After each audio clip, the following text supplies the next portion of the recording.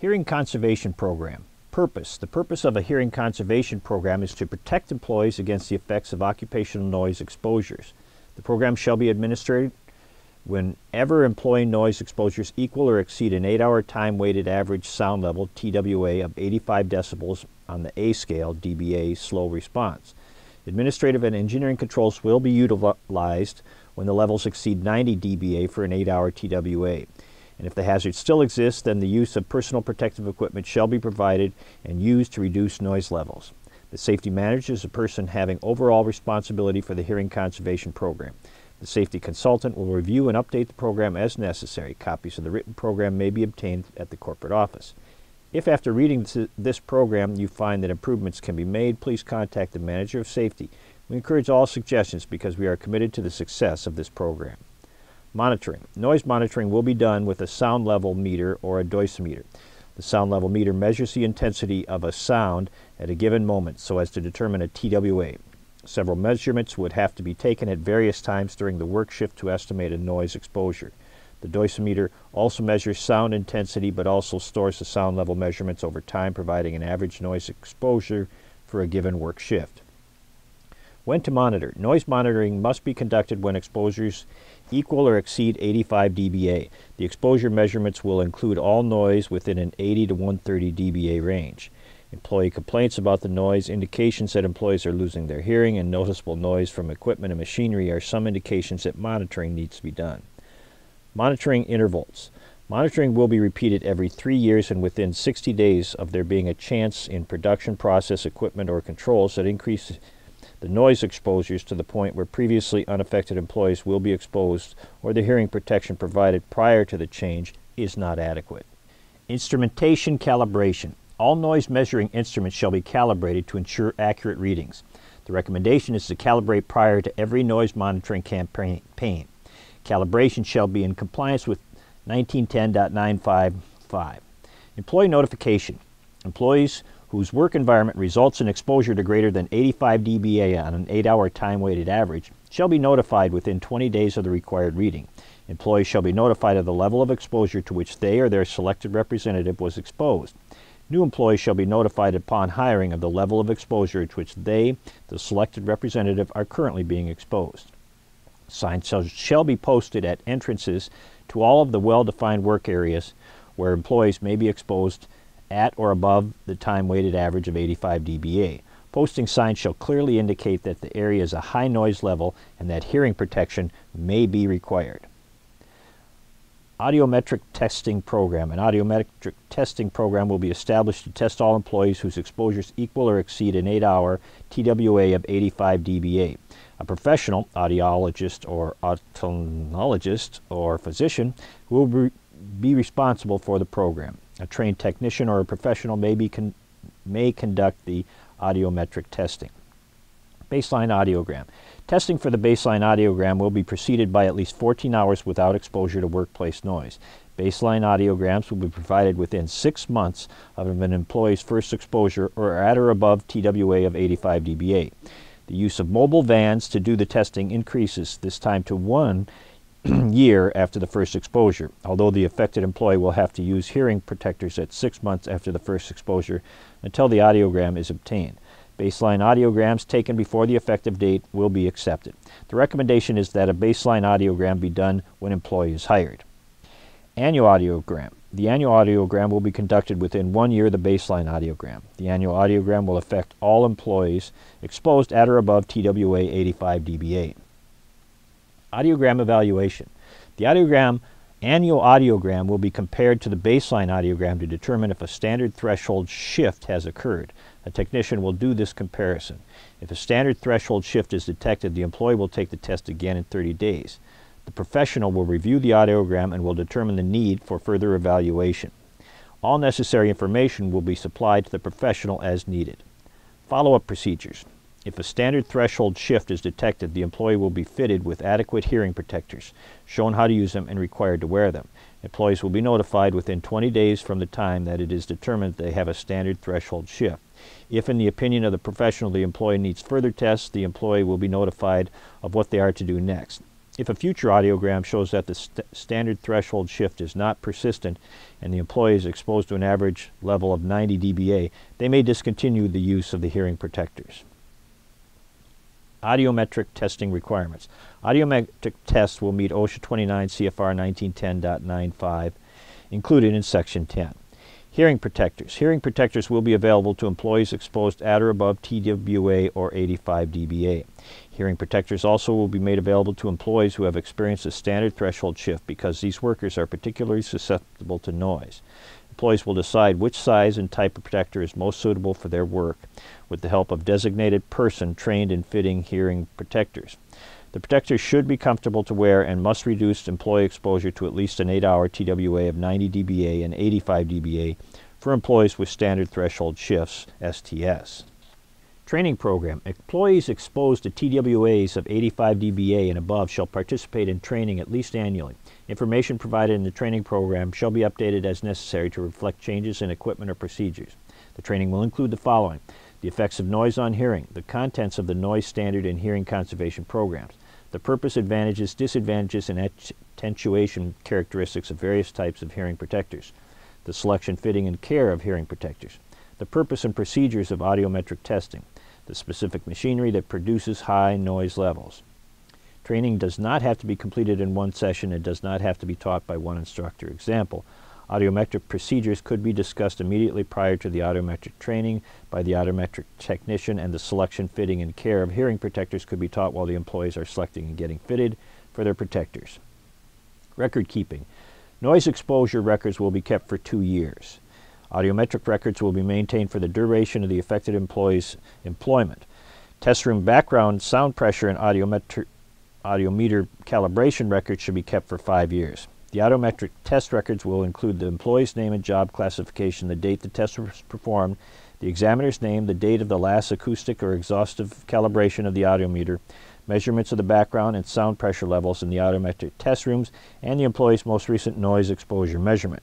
In addition, accurate records shall be maintained showing the measurement of the background sound pressure levels in the test room and records of all acoustical and exhaustive calibrations of audiometers that are required.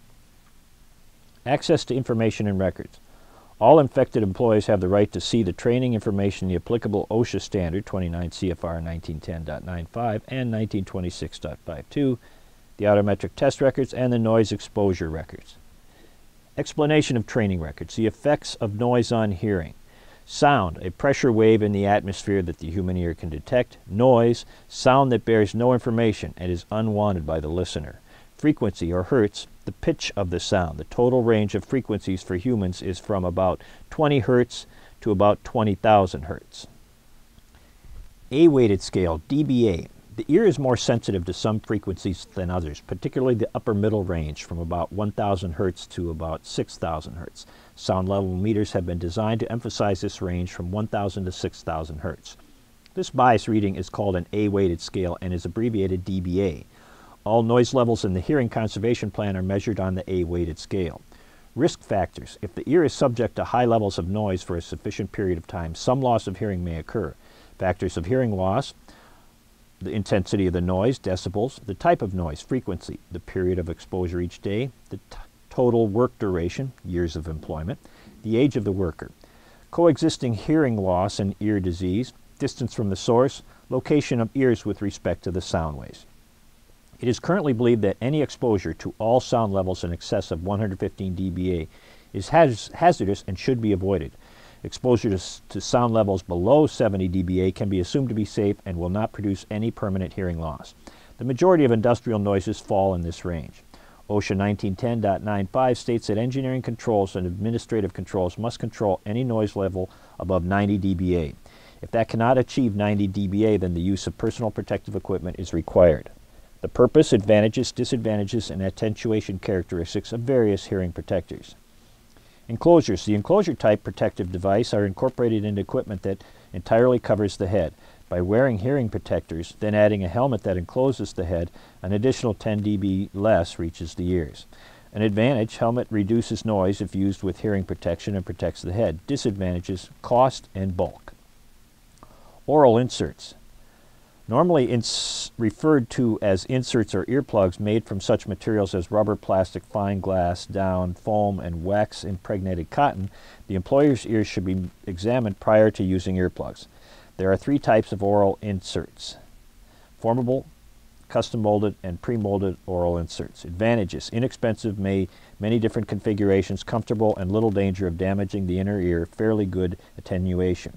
Disadvantages: service life is limited and occasional allergic reaction to material.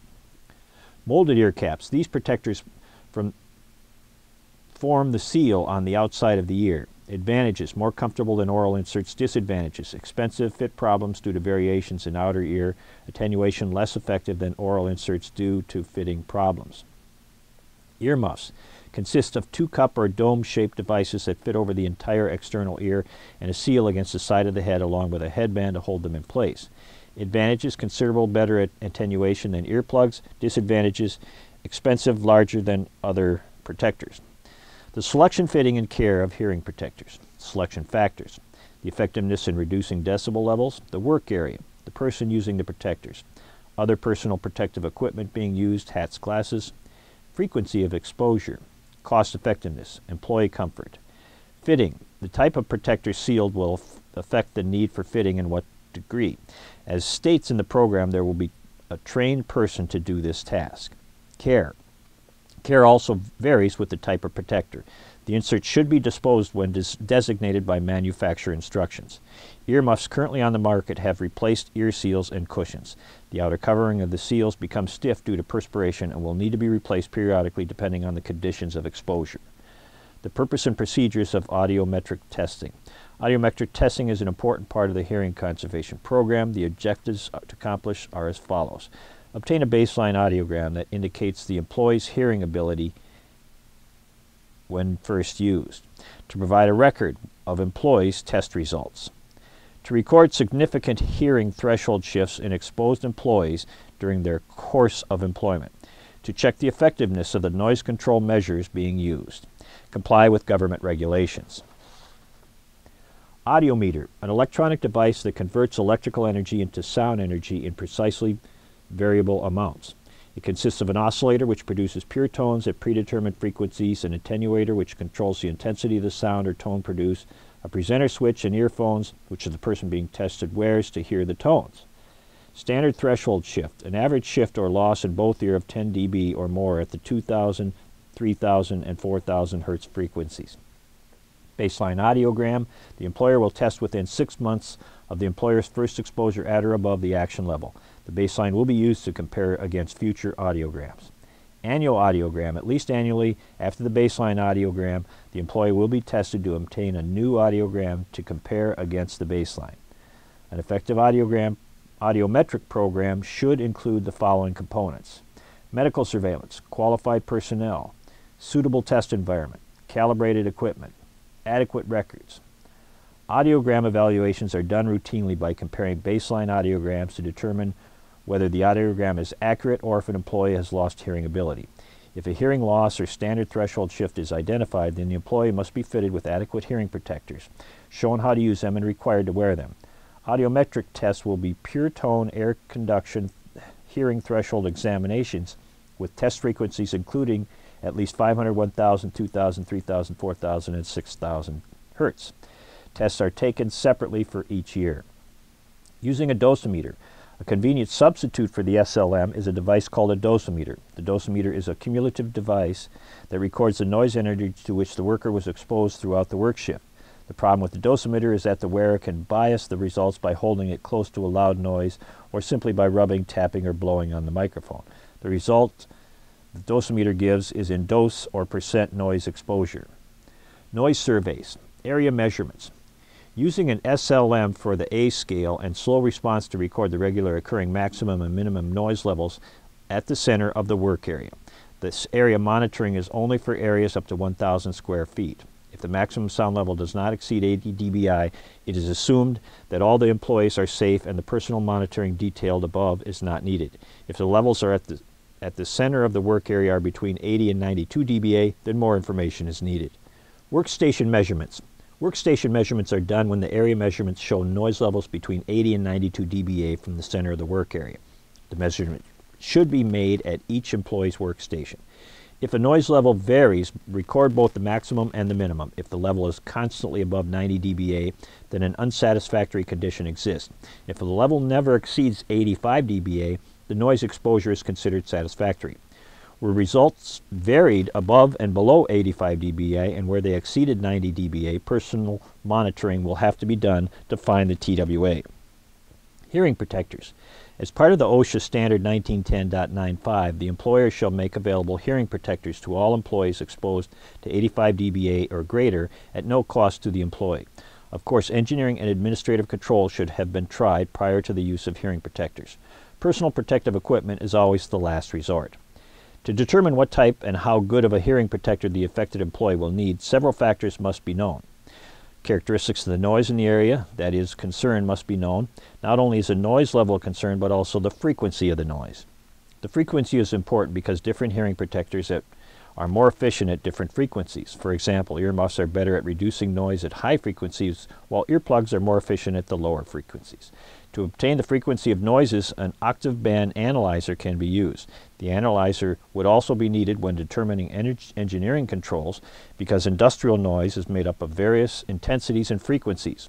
The identification of pure tone components when present is a very useful tool in the reduction of noise. Another factor is what type of work is being done. If space is limited, large earmuffs may not be practical.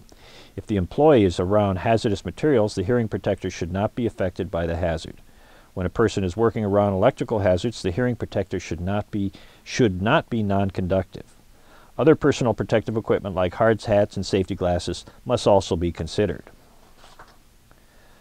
The best method to gauge the adequacy of a hearing protector is by checking its noise reduction rating, NRR. The EPA developed the NRR. The NRR must be printed on the hearing protector package. The following are examples of applying the NRR rating to the job site. Example 1. Employee percent noise exposure, 100%, 180% using a dosimeter on the C scale. Decide to use earplugs with NRR of 29 dB. Determine TWA. TWA equals 94.2. To obtain the estimated A-weighted TWA under the ear protector, subtract the NRR from the TWA. TWA minus NRR, 94.2 minus 29 equals 65.2 dBA. The hearing protector chosen in this instance is very effective. Example 2. Employee A weighted TWA equals 98 dBi using an SLM. To find the dose D and the TWA using equations given in the noise monitoring section. Assume calculated TWA equals 98 dBA. The NRR on the hearing protector is 26 dB. Subtract 7 from the NRR, so 26 minus 7 equals 19 dBi equals NRRI. Then subtract NRRI from TWA. TWA minus NRRI equals 98 minus 19 equals 79 dBA. Once again, an extremely hazardous noise was brought within the legal limit set by OSHA. Number 3, using an SLM set on a C-weighted work. DBC equals 112, NRR equals 26 dB. Subtract the NRR from TWA.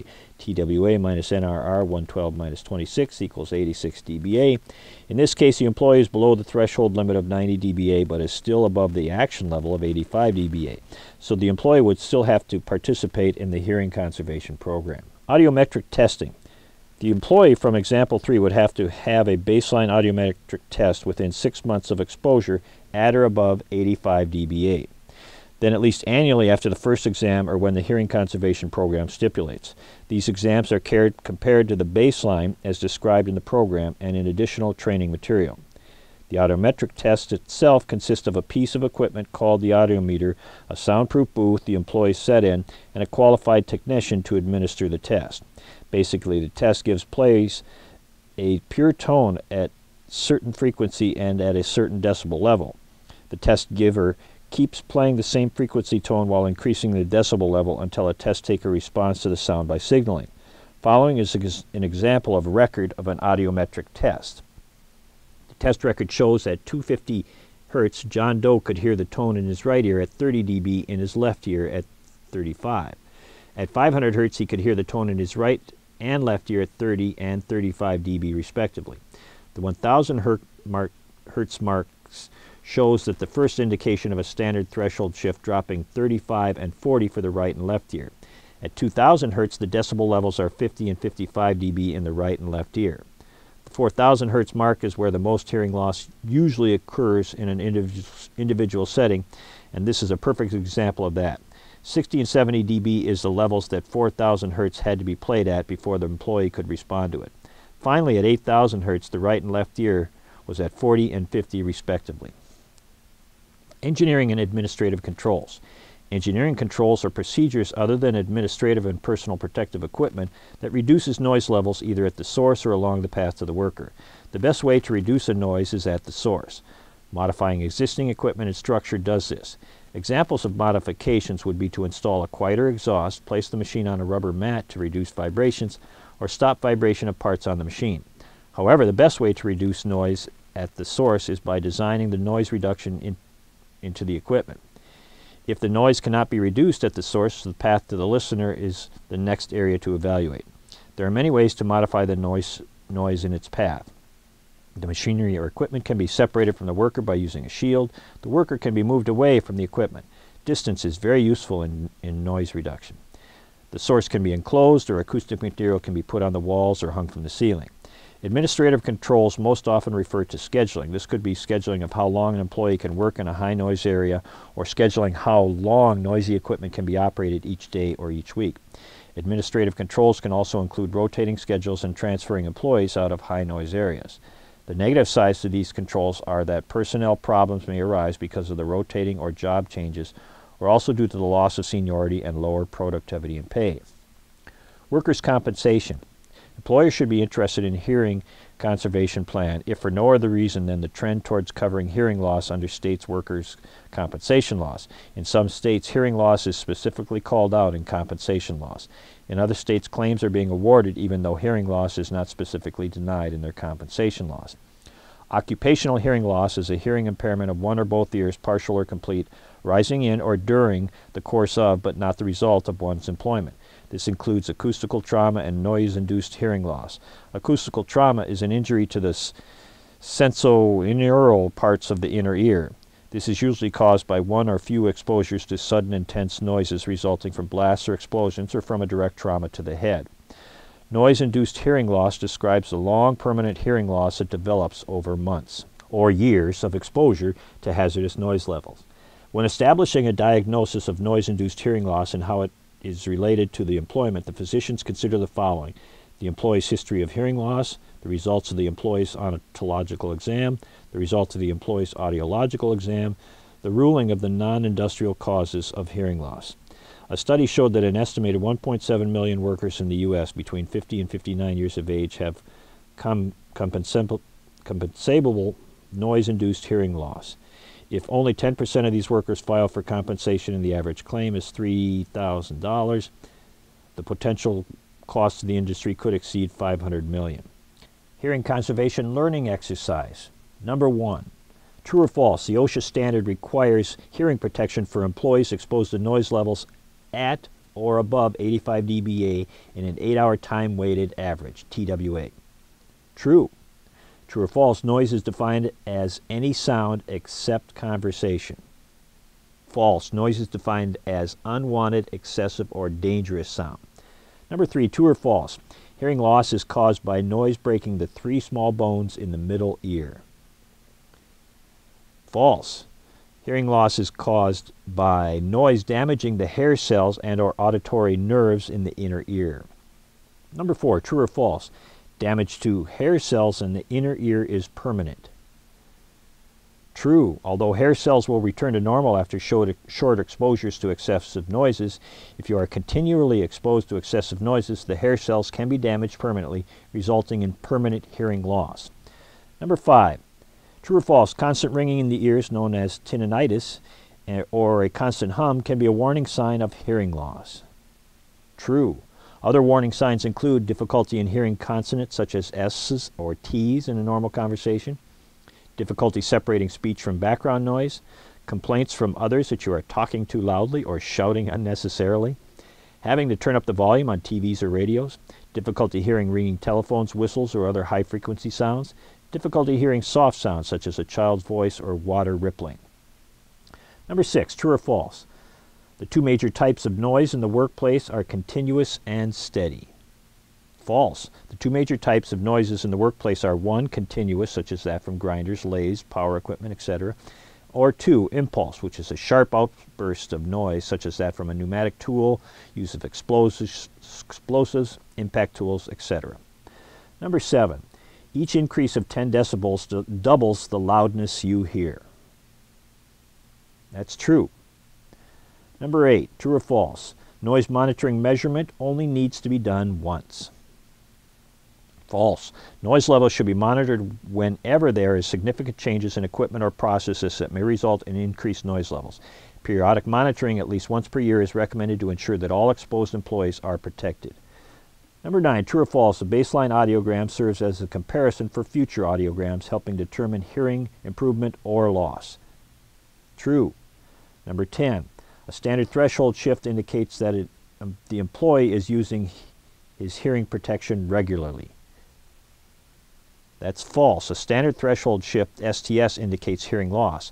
An STS is defined as an average shift in either ear of 10 decibels or more at frequencies 2,000, 3,000, or 4,000 hertz.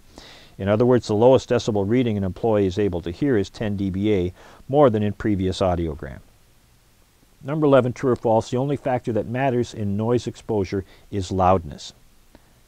False. 3 factors must be kept in mind about noise exposure. 1, loudness. 2, duration or length of exposure. And 3, distance from the source of the noise. Number 12, true or false? Eventually you can get used to any continual and steady noise. False. Getting used to it means you are suffering hearing loss.